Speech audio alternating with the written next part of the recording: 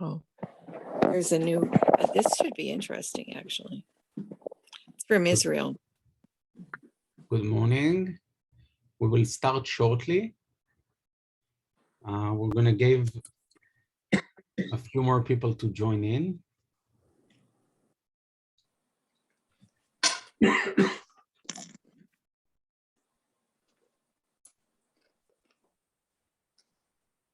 I hope everybody's doing well. Hey, Linda.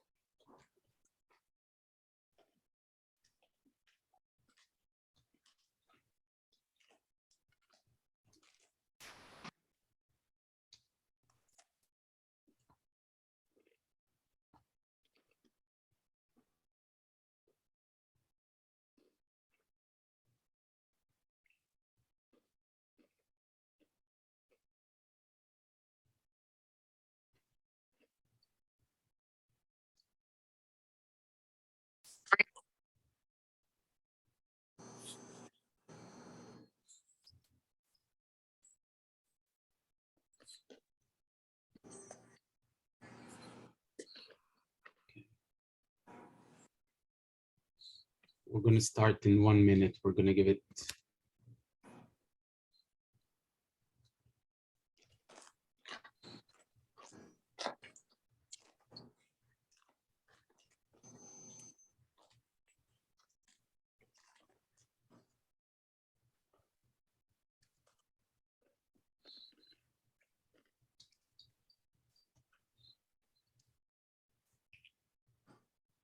Rachel, we're going to start, okay? Hello, everybody, and welcome to our third session of Shemitat from Israel. I'm Kobi Cohen, the Israel educator at Bnei Jashurun, and today we're going to discuss Shemitat Ksafim, or debt remission. And our guest is attorney Rachel Benziman of a non-for-profit called Fresh.Start, led by community lawyers with bankruptcy expertise and a social vision, who are helping families who are motivated to get a fresh start in life, a new way to get debt recovery with a debt recovery program. Rachel is a consultant at Fresh.Start. She's, give me a second, I'm sorry. And I'm really looking forward to hear her. So Rachel, without further ado, I will pass the mic to you. Okay, Rachel, I'd rather be, I'm sure everyone can pronounce Rachel. Okay, so thank you for inviting me. I'm very happy to meet all of you.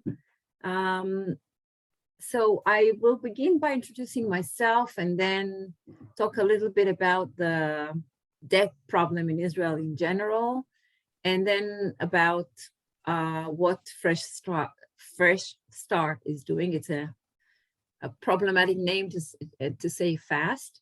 And I encourage you to ask me questions whenever you want. I believe in being spontaneous and responsive, and I'll try to answer questions. I will begin by saying that I know almost nothing about American bankruptcy law. So the one question don't ask me about comparisons. I'm talking about the situation in Israel. So let me introduce myself. I'm a human rights lawyer. I've been a lawyer all my professional life, mostly in human rights organization, in the women's network in the 90s.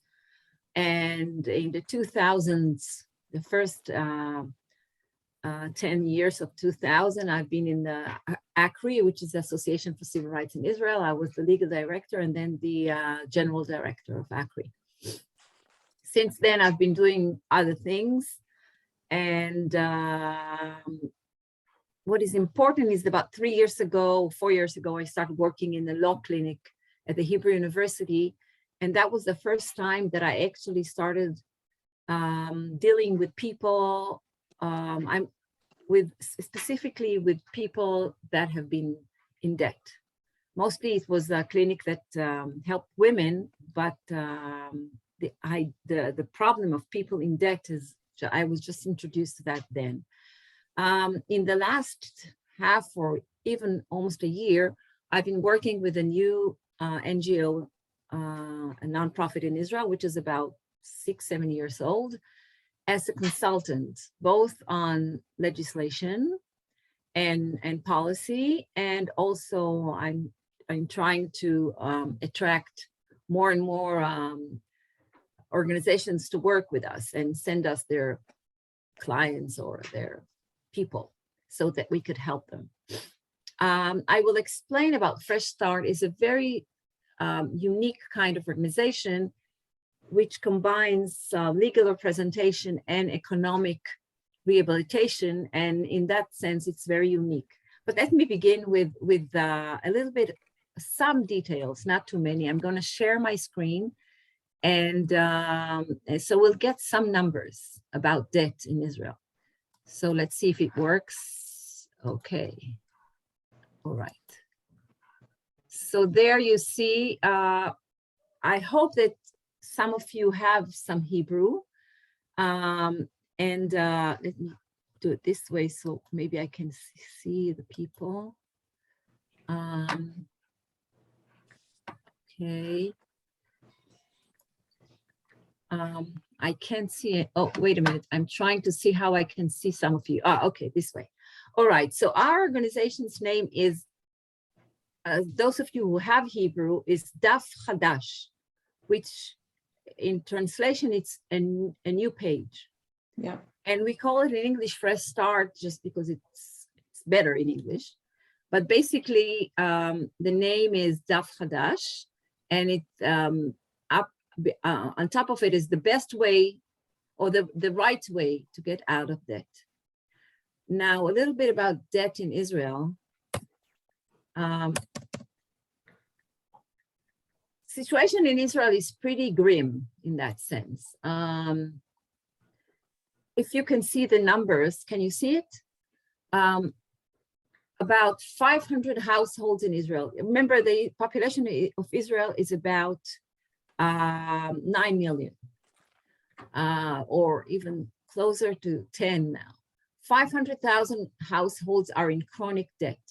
Chronic debt is not 10 shekels minus in the bank, but something over 1,000, 10,000, 100,000 debt on a yearly basis. What is even more troubling, and it gets worse as I go along, more than 600,000 people are in debt collection procedures. Some of you who are lawyers, I don't know how the situation works in the States, but when you send your debt, I mean, when you are not the debtor, but the person who, what's the word in English? If I owe you money, how are you called? Anyone? Debtor. Creditor. The creditor, thank you. So the creditor would send it to the debt collection procedure. And then when your creditor sends your debt to the debt collection procedure, you are beginning to get in trouble. Your debt grows and grows, and it's very difficult to get out of it. As you can see, the more than 22,000 people went bankrupt in 2020. And there is, and the most alarming information is that there's a 350% growth in number of individuals in bankruptcy since 2010. I'm only talking about individuals and families and small business owners. I'm not talking about corporations and big companies. This is besides outside our scope. We only deal with people, individuals, families, and people who own small businesses. So you can see that the numbers are, I find them alarming. It's pretty bad. Excuse me? It's pretty bad, yeah. Now the question is, why does it happen? And it happens because the getting a loan has become something like, I don't know how it is in the States, but you cannot drive behind a bus and don't see, some sort of saying, oh, you need a loan from one day to the other. Just press the button and you're going to get it. And you can see that it's a Hebrew again. But it's cellular loan. Just press the button, you're going to get it. And so it's just it's too much now. But again, so what we see is that in general, do you see the top of the screen, or is it shadowed by what I see? You see the top of the screen? The header, the 110% growth. Can you see it? Yeah, we can see it clearly. Okay, because okay. So the problem is in Israel is that the credits to households, it's part of it is in Hebrew, but you can see the numbers have risen from 78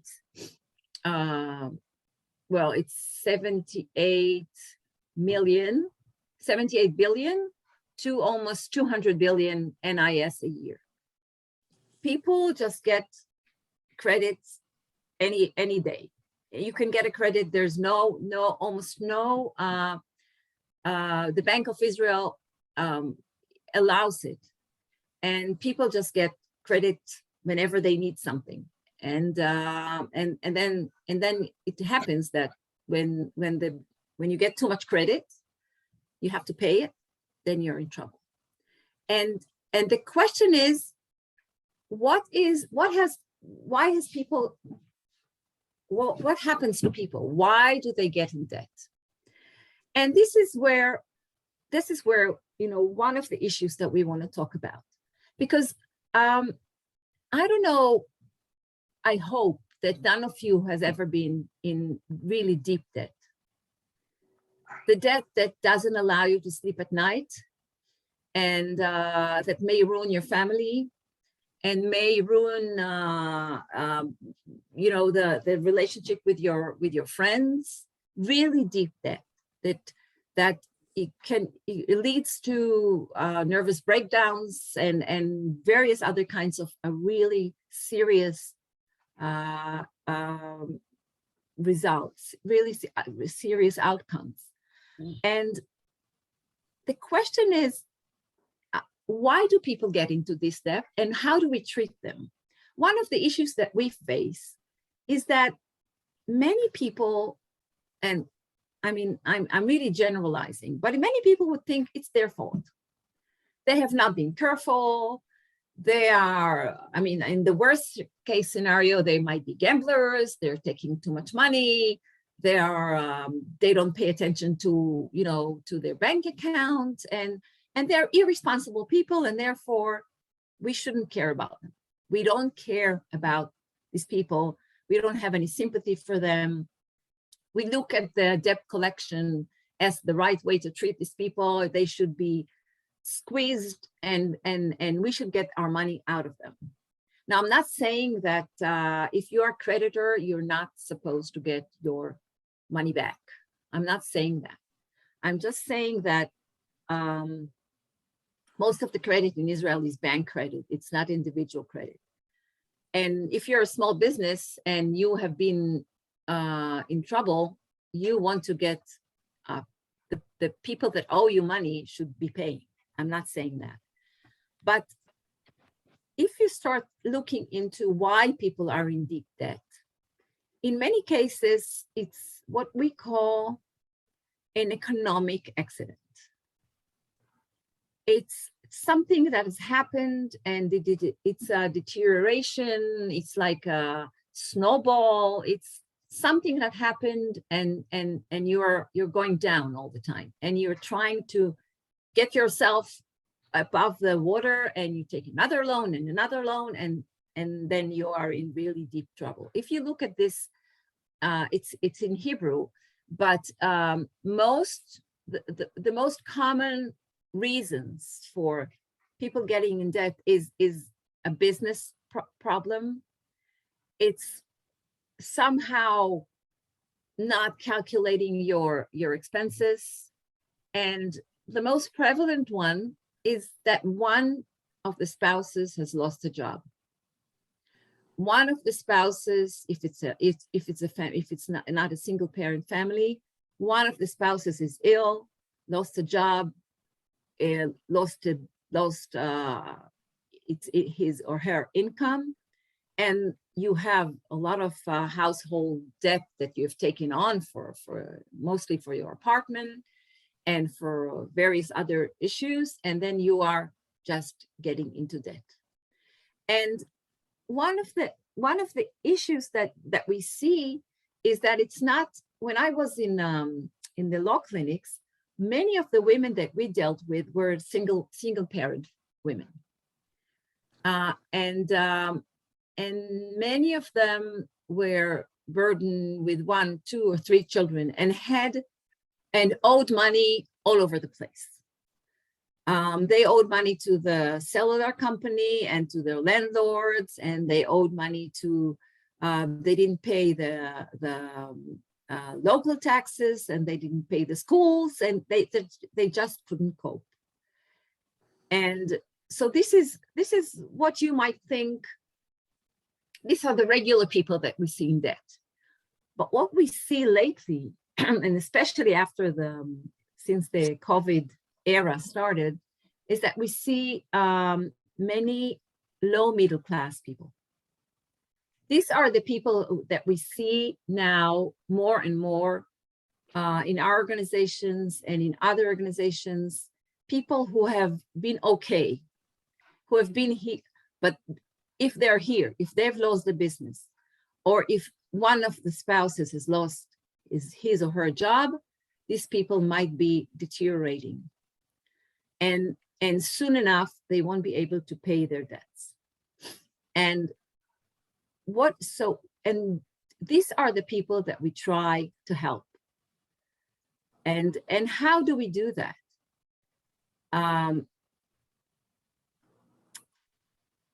You know what? I'll spare you some of the issues, some of the information, and I'll get back to them. What we try to do is some sort of a rehabilitative solution. So, and let me tell you how our organization works. What is Fresh.Start? It was started by a lawyer, a young person at that time, who was like many lawyers, Tomer Rabinovich, really an impressive person. Like many other young lawyers, first started as representing the creditors, the banks, the big companies. And after doing that for 5-7 years, realized that he doesn't want to be there. And he started seeing the problems in the system. And he started thinking that there should be other ways for people to be treated, except just trying to squeeze as much money as possible from them, no matter what happens in their lives and in their future. And he founded Fresh.Start, which is a unique organization because we do not offer free legal aid. If you are eligible to free legal aid, you can get it from the government's legal aid. And if you're making less than about 8,000 shekels for a family of 2 parents and 2 children, then which is very little. It's 1.5 times it's less than it's 75% of the medium wage. You're eligible to legal aid. But if you're not, you are you become one of the 80, close to 95% of the people who are in debt and are not represented. And people in debt who are not eligible for legal aid are in real trouble, because there are very few organizations that would offer legal aid. There are quite a number of organizations in Israel which would offer economic education. There are organizations like that, and they are many of them our here they come up. There are organizations that are help you. I don't know if any of you know these organizations, but they are helpful in assisting people who need some sort of advice and help in rehabilitating their economic situation. But there's not one organization that does both, that gives you legal representation and this is where we come into legal representation and economic rehabilitation. Because what Daf Chadash does, what Fresh.Start does, is that we have lawyers. Let's say a person knocks on the door and they are a person in debt. We try to see how we can help that person. Now, we can help that person in various ways.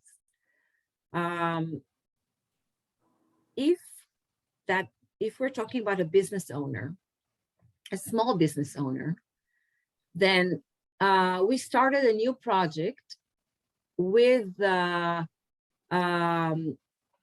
can you see my sticker? Do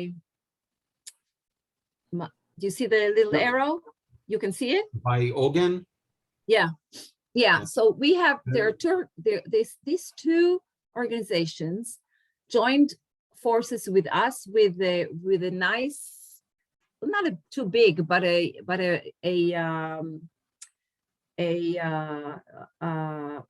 grant from the New York Federation, you might be all happy to know, which allows us to assist small business owners to get out of their debt.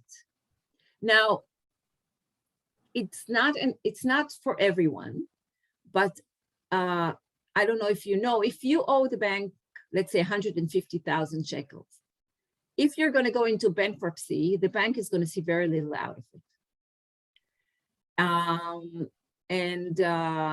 Banks are willing to forego the debt if you maybe come up with 30% of the money. And so Ogen and Keren Shemesh, Ogen is an association for loans with no interest, and Keren Shemesh is an organization that gives economic support and advice to small businesses. And together with us, with a lawyer that knows how to negotiate with the bank or with the other creditors, we, in many cases, are able to help these people, the small businesses, get out of this very serious debt situation without going into bankruptcy. Now, do I have to, do you know, bankruptcy it's an important vehicle, but it's very unpleasant. And if you go into bankruptcy, there are many,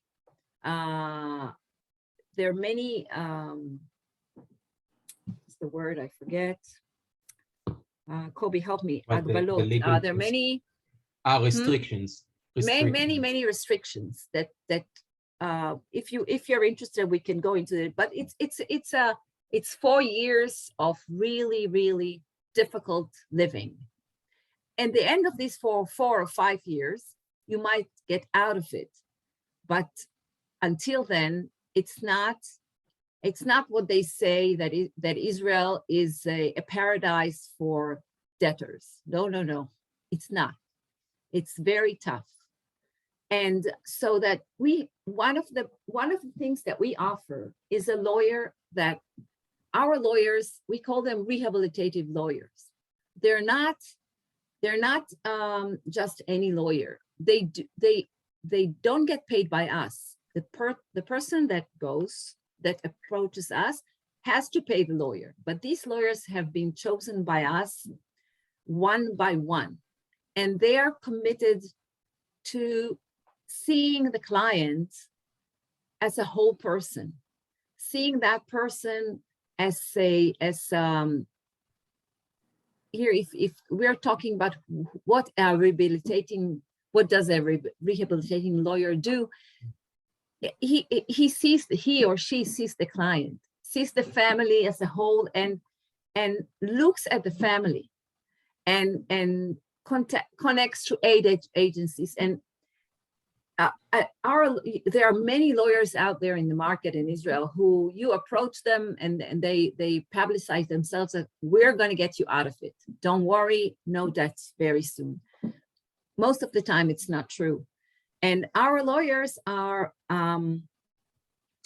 we have a special commitment that they have to read and agree to, and then to treat their clients as human beings, as people who are, as we say, have fallen, and we're trying to raise them up. There are mediators who address the legal system, and their fees, they take fees. Their fees are fees that fair fees, let's put it. They're not working for free. And this is what makes us a unique organization. We do not employ the lawyers, and there are not too many organizations like ours, because on the one hand, we are a nonprofit. On the other hand, we refer our clients to lawyers, but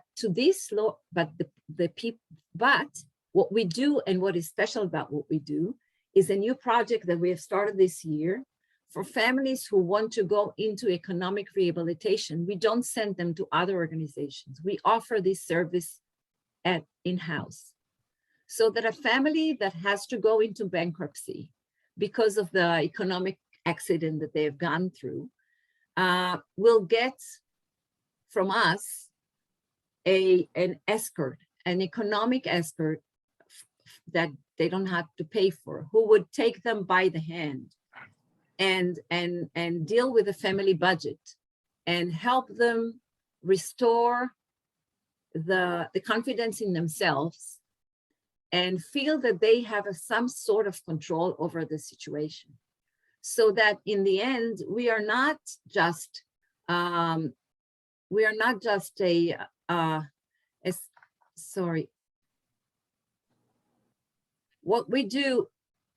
What we do is we try to combine the personal guidance with ethical and reliable social counsel, legal counsel, and economic stability.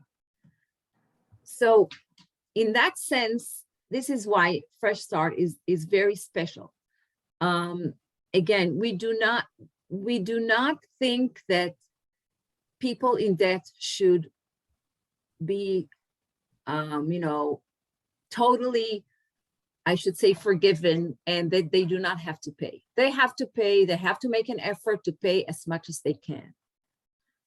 but we do not want them to go back into bankruptcy after they've gone through the process. Because if you look at that, there are more cancellations than full processes of bankruptcy. The red ones are the cancellations. In some years, there have been more cancellations than successes. You can see 2019 was really bad. And what is even more problematic is that 50% of the people who have gone through the whole painful process of insolvency, of bankruptcy, return to bankruptcy, return to being people with debt. And why? And this is where one of the reasons is that the system is not sensitive enough to what people can do and what they cannot do. And this is part of my job, because one of the problems.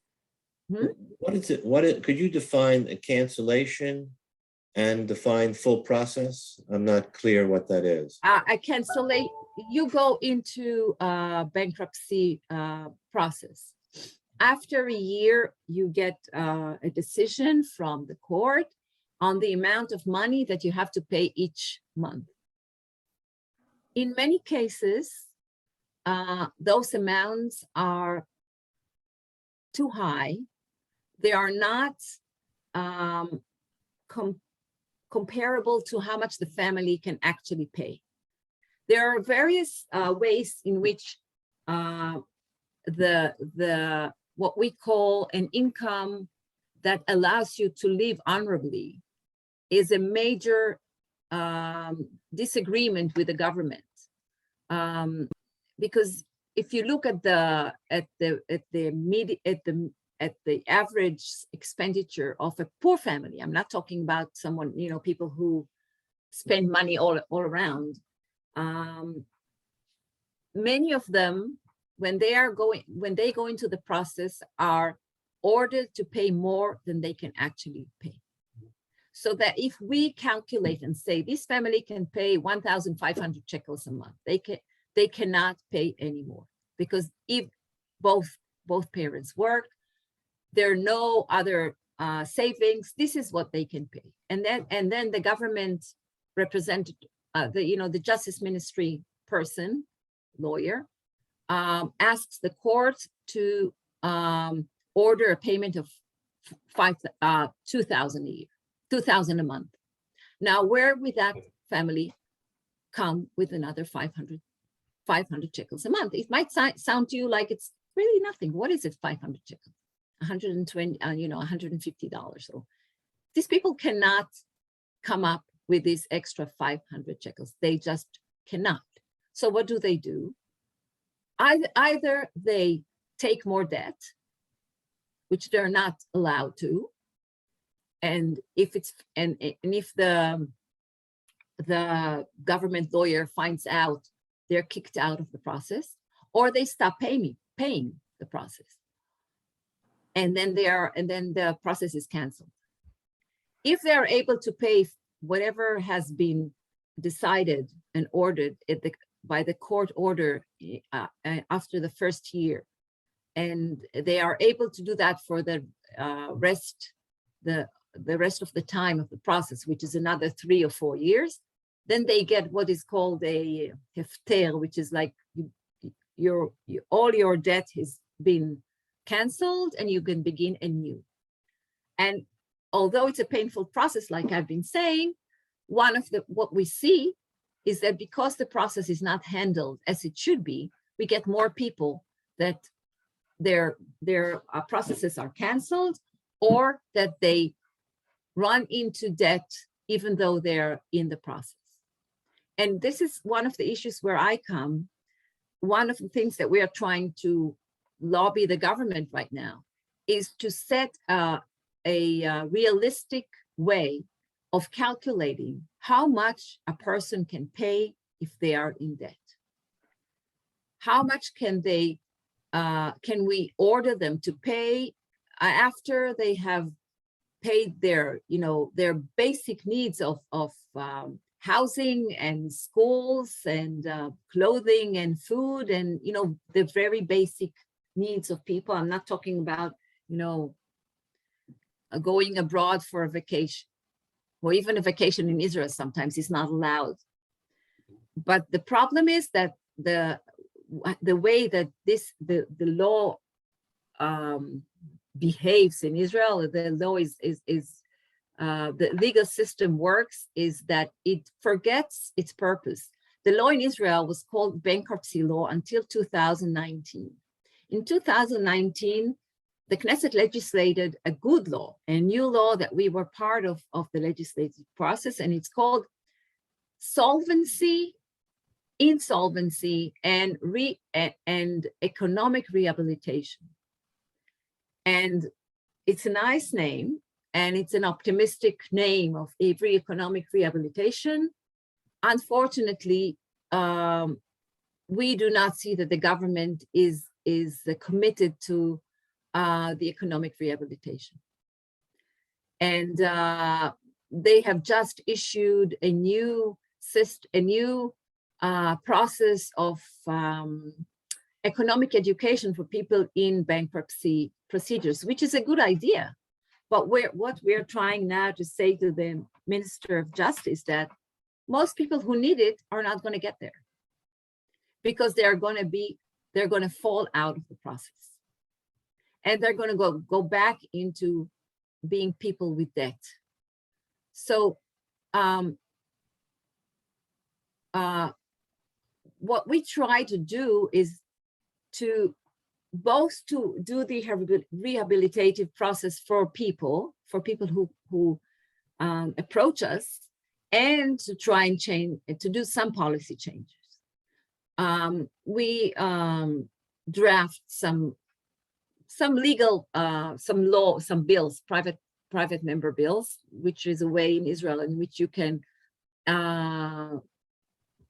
you can suggest legislative amendments. And we're trying on a wider basis. There's a coalition. We're going to start a new coalition of organizations that are going to approach the government, demanding that the way that they handle bankruptcy and insolvency is going to be more realistic, according to what people can do and what they cannot do.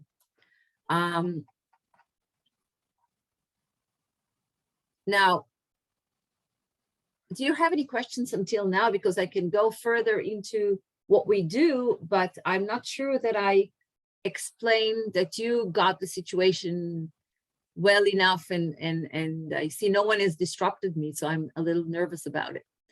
But does anyone have any questions? Yeah, please. Turn yourself on, unmute yourself. Unmute yourself. I'm disrupting you, Rachel. I'm going to disrupt you. Thank you. You know what I've been thinking while listening is that there seems to be a component that I think is important to the conversation, which is about people's psychological motivations for getting into financial difficulties. It's not addressed here much, meaning in the U.S. It's not, excuse me, I didn't hear you. It's not what? I don't think when we go to help people who have debt difficulties, we unless there's a psychological path, it's not really part of the correction procedure. Mm-hmm. I mean, luckily in my own life, I didn't, I was immature, let me say that, when I was young. And I didn't think about saving, but I had some kind of instinct for not spending more than I made. But it wasn't conscious. But when I got older, of course, I changed my system because I wanted a better future. So that's somewhat normal, I think, kind of model. But I think a lot of people get into trouble because they are addicted to spending money. I mean, I'm not a psychologist, but it appears to be, or worse, that they're addicted to debt. So I'm just putting it on the table as an issue. I think that's part of the pitaron, part of the resolution to helping people. I'll say two things. I think that you are right in saying that there is a psychological dimension to this whole issue. But I wouldn't say that I disagree with you, but most of the people that we see, I wouldn't define them as addicted to spending. I mean, some people are irresponsible. I agree. There are some people who are irresponsible, and we might have less sympathy towards them. What we see is many more. The majority of the cases that we see are people that have had is what I tried to define before, some sort of an economic accident. So after, like I said before, their business has failed. We just had, a simple, a woman with a small business of making small presents that can be bought by companies to sell, to give on holidays like Rosh Hashanah or Pesach. And with the coronavirus, her job fell through, and she owes a lot of money to the people, to all the people she bought her the basic forget the word, whatever the things that you need to make those presents. And she rented a place, so she has to pay rent because she has a contract. And she has all those suppliers that she's been facing, and all these people. And now and if she's a single parent, there's no income. No income is coming in. And what does she do? Many of these women or these small business owners do the worst thing they can, and they take a loan. And that instant loan, in a one time you take an instant loan, and then you take another one, and if you're really in deep trouble, maybe not this woman, but somebody else, you might go into what we call the gray market. That's where you don't want to be. You would never want to be, because then you may pay with your life if you don't return. But even that, like I said before, I think that what we see is most of the people who are in deep debt, not only that they have not planned to be there, or that they have disregard for economic consequences. They have just been deteriorating into it. And when you're down there, deep down there, and you have a few children, and you have to, pay the rent, and all those stories that you have been hearing, I'm sure, all around, it's very difficult to see the light. One of the things that we're trying to do is to convince people that you should get some sort of legal service. Because if you try to face your creditors without anyone to negotiate on your behalf, this might become even worse. Now, some people, like I said, are eligible for government legal aid, and that's very good if you can get it. But most of the debtors are unrepresented, because how can I spend? How can I pay a lawyer? Now, many of our lawyers are willing to take money, in advance and to get it by payments. But what we try to, it's not only that we try to find business for these lawyers, is that there's a way to get out of it. It's painful. It might be painful, but you can get out of this debt. But don't ignore it. Don't just throw things into the garbage because you don't want to read those frightening letters.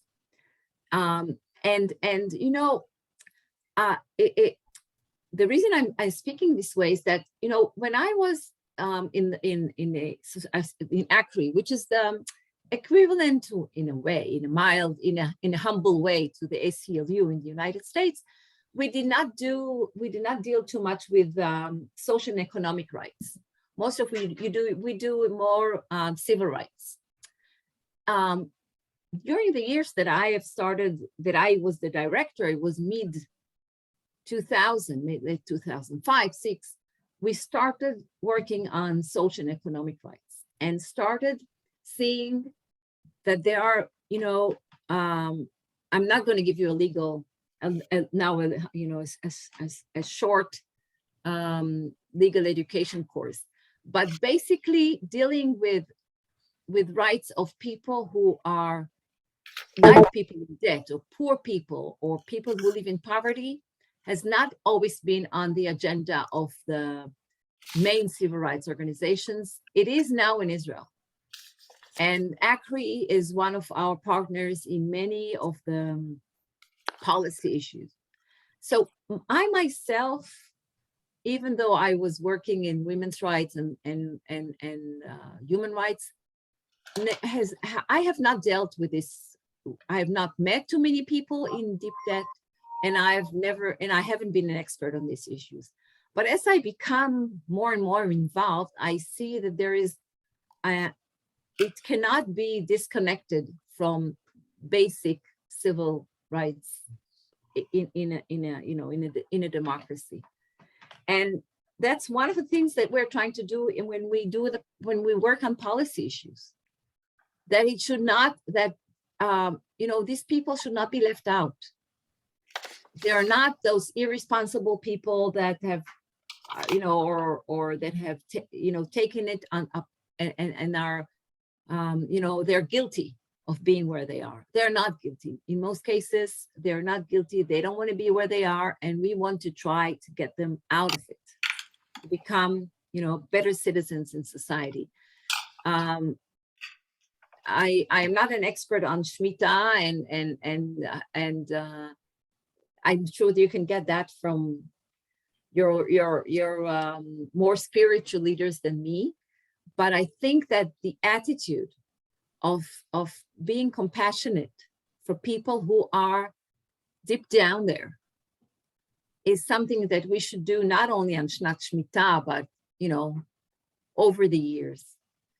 And that is what we're trying to do. We're trying to help people to get out of debt and create new lives for themselves.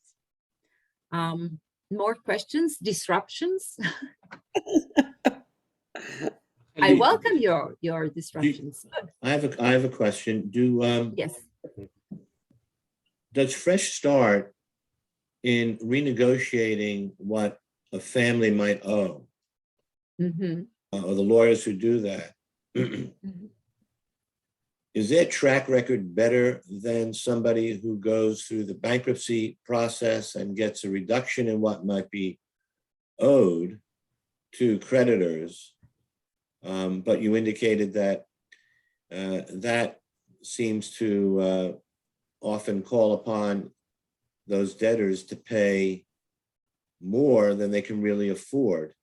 Do the lawyers who do the renegotiation in the informal way have a better record in negotiating with creditors and enabling people to actually pay amounts off and getting the rest discharged? I think that I should divide it into two processes.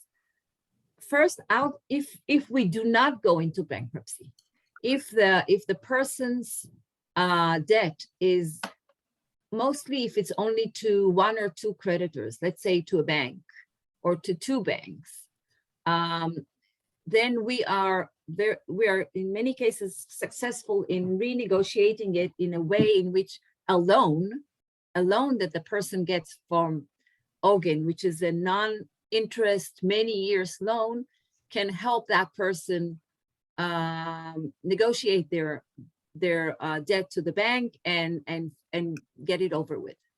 That's one issue.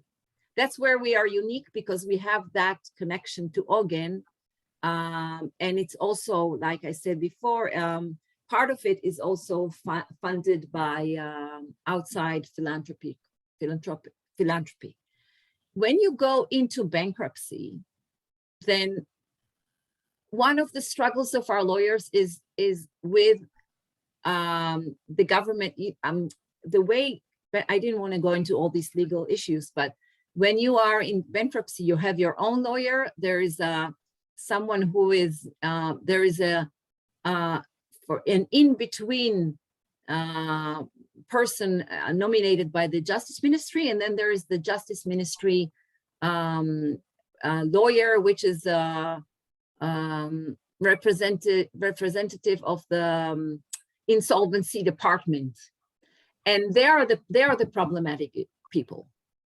And our lawyers are doing their best to try to lower the amounts that the person has to pay. I cannot say that they are better than outside lawyers. All lawyers who represent people in bankruptcy face the same issue. The government has not decided on the, they have been, what they should be, they have a duty under law to set criterions for calculating the amount a person has to pay. They have been reluctant to do that for many political reasons, which I'm not going to go into, and because of the many repercussions of once you decide what's a person minimum need, it may affect the various kinds of benefits the government needs to give, and the politicians don't want to go there. So we're facing some sort of a situation where there's no clear way of calculating what a person should pay and what the person cannot pay. So that our lawyers are trying to do the best to negotiate with the insolvency department in the Justice Ministry. The one advantage, the main advantage that our clients get is that they are, they're represented by a social conscious lawyer, and B, that if they are willing to change the way their family has been dealing with economic issues, they're going to get our mentor, which does not cost them anything. And they're going to get that escort, like an economic escort that would, kind of teach them how to build their family and business budget to start anew. So I don't know if I answered your question. Maybe it's a long answer, but this is where we have an advantage. Rachel, can I ask a question? Of course, go ahead. You were talking about the new law that came out in 2019. Can you elaborate on that a little bit? I mean, what are the main differences, and why do you think that the government is not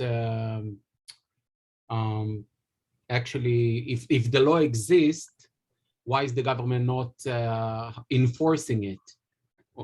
If I got it correctly. The main thing in the new law is that there is a commitment, at least in the law, to economic rehabilitation. It's called this insolvency and economic rehabilitation. The insolvency part has various regulations and procedures which are more modern and better than the old bankruptcy law. But what is not working, if I should say that in a simple way, is the economic rehabilitation. The government is dragging its legs in building their rehabilitation programs, in like I said, deciding on what a person can pay and what a person cannot pay. And like one of the issues that we're facing is that many of the government lawyers are of the old guard. They're the ones with the attitude that debtors are bad people, that they're trying to avoid paying what they owe. and that their job is to squeeze as much money as they can out of that family or business owner or person, so that the creditors would get at least a little bit of what they are owed. And what we're seeing is that they have not switched, they have not changed their focus, and they still do not see their job and role as responsible for economic rehabilitation of the people in debt as we see it. Some of the people on the top of the Justice Ministry Insolvency Department are pretty good. They're actually there's a woman who's still in charge of it. She's going to be, somebody else is going to get the job soon. She's okay. She understands that. But as you know, with government, it doesn't go down. So she instructs her lawyers, in a good way, think about all those issues. We should do some economic, we should do some social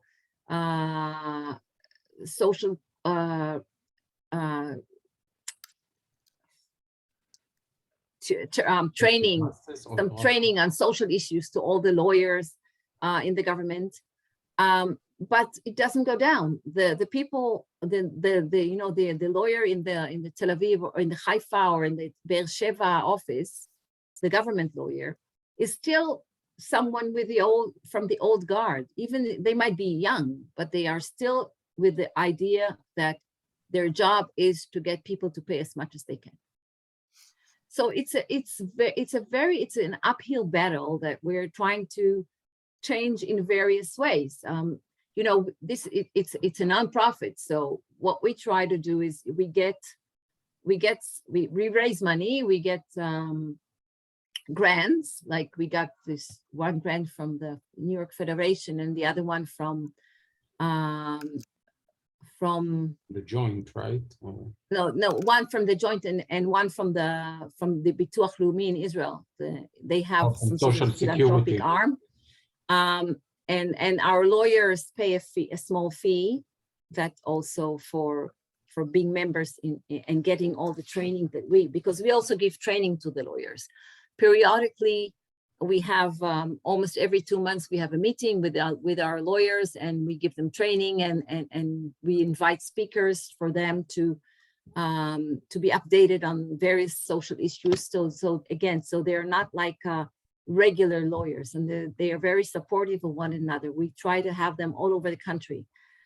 We just recruited 2 new Arab lawyers, so that because one of the problems in Israel is that in the Arab sector, the situation is even worse than in the Jewish sector. And people who have been gone to the black or gray market in the Arab sector, their situation is even worse. So that we try as much as we can, but it's very difficult. It's to try to change attitudes of a governmental entity. Yeah. There's a question. Yeah, Zvi. Yeah. Well, thank you for this. I think it's really very interesting. When I'm thinking about Shemitah, especially Shemitat Chovot, the forgiveness of debt, I'm thinking about it, as you said, as an attitude. It's an approach to life where borrowing money is part of a necessity, and allowing people to get to a point of bankruptcy is really representative of a failure of the system, of the society in a way. And I'm wondering whether there is any thought about trying to, and I understand that many, not the majority, but many of the bankruptcies are as a result of a crisis or a failure that is inherent to a business or something like this, or economic situation. But I'm wondering whether in general there is a way that you're thinking about where you can intervene and find a way to step in and help people before they need to declare bankruptcy. so that you have a system in place that is directed into a social necessity that prevents people from getting to a state of a crisis. I'm not sure I understand. Can you clarify? You mean, what would you think that we should do? Or do we Well- have a system of what? Of intervention where somebody steps in on a regular basis. And the same way on buses and on the internet, people are offering loans, there is help that is being made available to people so that very much like in Shemitat, you have a system in place that prevents people from being bankrupt, because the Bible requires, if you want, that every 7 years you have a forgiveness of loans. I understand that modern economy does not allow an automatic forgiveness of loans, and you want to encourage people to take loans and invest and stuff like this. But there is enough of a safety net that allows protection or assistance that helps people not to get to a bankruptcy. Is this a little clearer? It's clearer. It's a tricky place that you're actually asking us to, because you see, there are quite a number of organizations in Israel which are in place to assist people who find it difficult to adjust to build a family budget, or to deal with the amount of money they have to spend or they need to spend. And there are nonprofits like Pamonim and Ekimi, and where people, and they're quite known that you could get like a basic advice in looking at your financial situation and asking yourself, what should I cut? What should I stop? How should I not get into this, the hole that I might fall into. As an organization, we are, we are an address for people, actually, who have not taken enough advantage of those help, nonprofits, and have gotten worse into debt. Now, even then, if they are in debt, we cannot afford to put ourselves on buses. It's very expensive, and not in the internet. We try. I mean, Kobe found us, but what we try to do is to tell people, and I'll tell you how we do that. Come to us before it's too late. Don't sleep on your rights. Don't just throw, whatever frightening letters you get from whoever you owe money into the garbage. And one of the things that we try to do is and this is another part of my job, is we try to collaborate with as many big employers as possible. Employers that have a social department, like the Tasiya Avirit, the IDI, the Israeli IDI, or the big banks, or the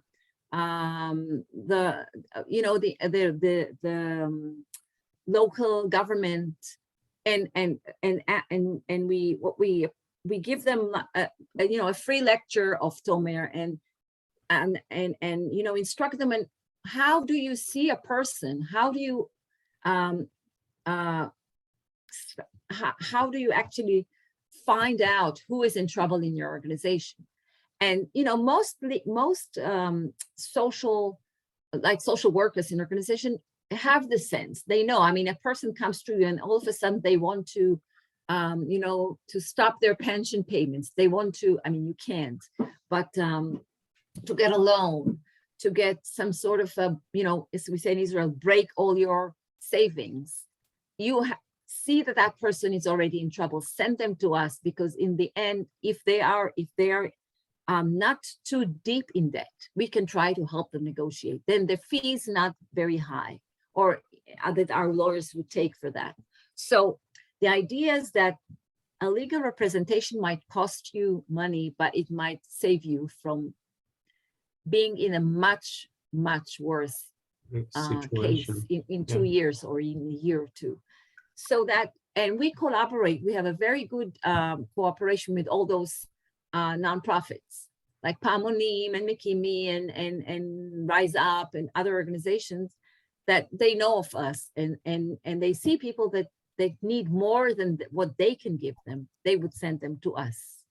And since we have that funding for this new project where we can give people this economic mentorship in-house, which is a very big advantage, because then you have a lawyer and an economic mentor working together in the same organization. And the law, and even though, you know, a lawyer can cooperate with another organization, but when it's in-house, it's this very special kind of process.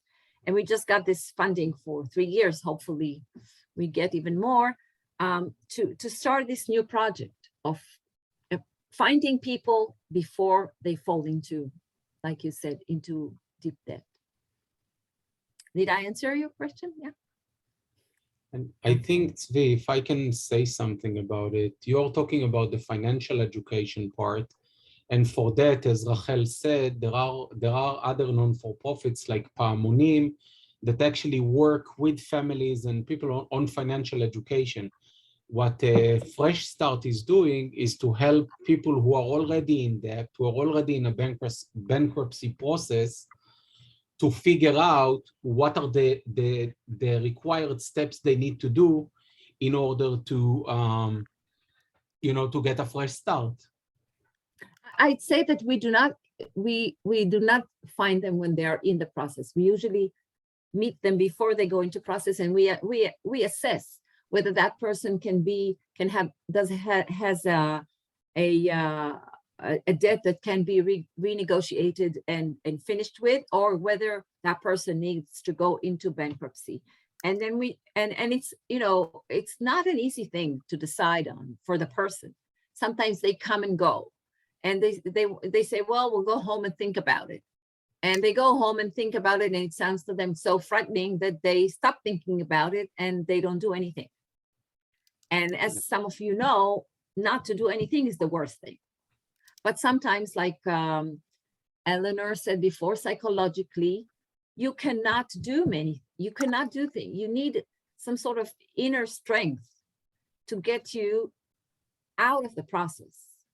And again, I think that our lawyers are more humane, they're more socially motivated, and they're more attentive to the people who come before them. Okay. Do you have any other questions? Okay. No. So if not, then I think we're going to conclude, Rachel. Okay. So thank you very much. I invite you to look at our website. It's going to be changed soon. It's the older website. Yes, Eleanor. Yeah. This is not about debt. This is about the Ukraine. Israel is very actively involved right now in facilitating whatever it can, both financially and diplomatically. But moreover, President Zelensky, I think he's the president, not the prime minister, he called the chief rabbi and asked that somebody named Bleich, Rabbi Bleich, I guess, and asked that the rabbi ask all the Jews to pray for the Ukraine. So I think whoever is, I know we're already all praying, but now it's public, it's in the world. I was very moved so I want to share with all of you. Okay. Thank you. For sharing. And Okay. with this prayer and with the hope for better days, Yeah. We're really going to thank Rachel, and I want to thank all of you for joining us today. The session was recorded, and we will send you a link if you missed anything, and also the link to Fresh.Start's website, so you can read more about it. Mhm. And thank you Okay. very much. Thank you. Stay Nice safe. to meet you all. Bye. תודה, רחל. בבקשה, Thank you. בשמחה. תודה.